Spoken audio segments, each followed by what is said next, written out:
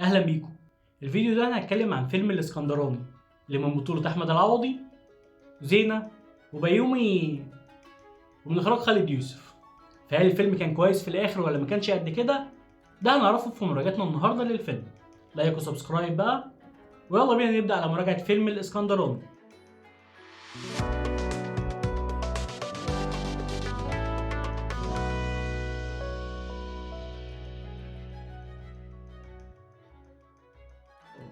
طيب خلينا نقول في البدايه كده ان الفيلم ده من تاليف العملاق اسامه انور عكاشه، الله يرحمه. يعني بكل بساطه انت ضامن كتابه كويسه جدا لاحداث الفيلم ولحبكته، وبالنسبه لي ده كان الاسم الاكبر اللي كان محمسني للفيلم ده. احنا بنتكلم عن واحد من افضل الناس اللي اشتغلت في الصناعه دي سواء سينما بقى او تلفزيون، فكان طبيعي ان اتحمس للفيلم بسبب تاريخ واسم اسامه انور عكاشه. فيلم الاسكندراني بيحكي عن احمد العوضي اللي بيكون في الفيلم ده مقاتل محترف في رياضة MMA، وابوه تاجر سمك كبير في اسكندرية. لكن بيحصل مشكلة بين العوضي وابوه، فابوه بيطرده من اسكندرية كلها وبيسافر العوضي لإيطاليا عشان يحقق حاجة ويبني نفسه بنفسه. لكن بيرجع بعد فترة كبيرة وبترجع تاني المشاكل والصراعات تطارده من جديد. انا محرقتش حاجة على فكرة، الكلام ده لو ركزتوا في التريلر بتاع الفيلم هتفهموه، وكمان في عرض الفيلم نفسه الكلام ده كله بيحصل في اول ربع ساعه، فمفيش حرق خالص. والفيلم ده انا قلت ان هو من اخراج خالد يوسف، وبالنسبه لي الفيلم ده خالد يوسف بيرجع بيه لقوه ورؤيه خالد يوسف المخرج بتاع زمان. مخرج شاطر وعارف يحكي ازاي الحكايه برؤيته، وده ما كانش مفاجئ ليا بصراحه، لان في مسلسل سر الرباطع اللي خالد يوسف اللي اتعرض في رمضان اللي فات انا اتفرجت عليه. عجبني جدا الخط القديم للاحداث اللي كان فيه احمد صلاح السعداني وحنان مطوع، لكن ما كانش عاجبني خالص الخط الجديد للاحداث اللي كان فيه احمد فهمي. وده بقى كان مخليني في حاله استغراب من خالد يوسف فعلا. انت ازاي مخرج لنفس العمل نصه حلو فعلا وتمثيل الناس فيه متعوب عليه جدا، والنص التاني نصه كوم والتمثيل فيه مش قد كده خالص؟ وده لو يوصلنا لحاجه هيوصلنا لحاجه واحده: خالد يوسف مخرج اكيد شاطر، لكن لو ما توفقش فبجد بيلبس في حيط وبيكون العمل ساعتها سيء جدا. لكن في فيلم الاسكندراني اقدر اقول ان خالد يوسف اتوفق فيه، وكان عارف يطلع من معظم الممثلين شغل حلو. انا بشكل شخصي كنت خايف من اداء احمد العوضي، لانه بقى داخل بقى في حته الامثال اللي جايه من على ظهر توك توك دي، ظاهره وانتشرت بشكل سخيف واحنا بنتعامل معاها انها لازمه نميز بيها الشخصيه. الله يرحمك يا استاذ نور.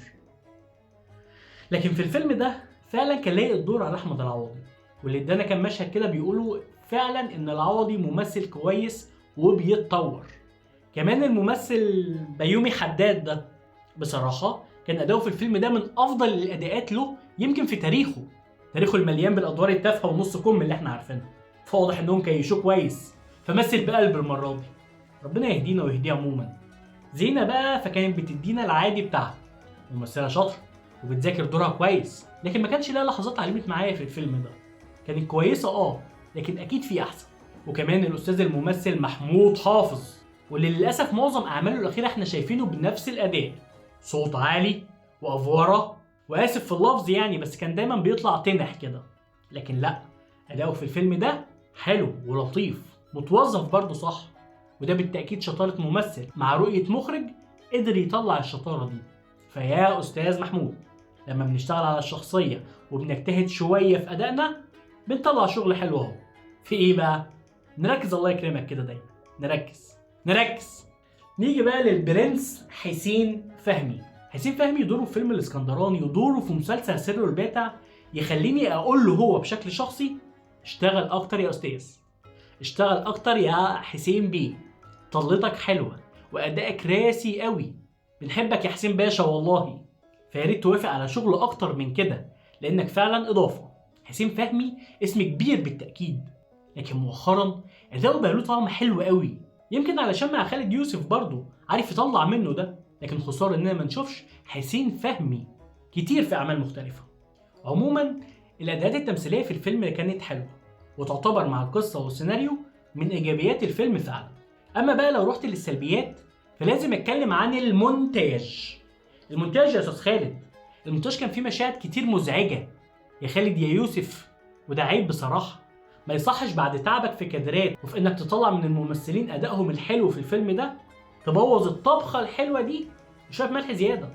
وده اكيد مش مقصود انا عارف، لكن ما ينفعش يا خالد بيه، ما ينفعش تهتم بالحاجات كلها وشويه قطات في مونتاج تبقى مزعجه للواحد كده. تاني حاجه كانت سلبيه في وجهه نظري هي الحزق. ايوه الحزق. احمد العوضي في مشاهده القتاليه كان كل شويه يدينا رياكشن كده بصراحه مش شايفه غير انه حزق. الحزق ده ما هو الا تمثيل زياده، او اللي بنقول عليه اوفر يا احمد بيه. نفس الحركات دي لو قللنا حدتها شويه كانت هتبقى مقبوله، لانك في النهايه بتقدم مشهد قتالي، لكن بالاوفر ده لا، بقت حزق يا احمد بيه. تمام. لكن في النهايه فيلم الاسكندراني فيلم كويس وماسك نفسه. الفيلم حزين شويه، فلو نفسيتك مش تمام ما انصحكش دلوقتي بيه. لكن الفيلم كمجمل فيلم حلو. وتقييمي الفيلم الاسكندراني لاحمد العوضي وخالد يوسف هو 7/10. لايك وسبسكرايب بقى عشان ده فعلا بيساعد اننا نكمل. وما تنسوش يا جماعه اخواتنا في ضاعكم، وافكر نفسي وافكركم بواجبنا تجاههم.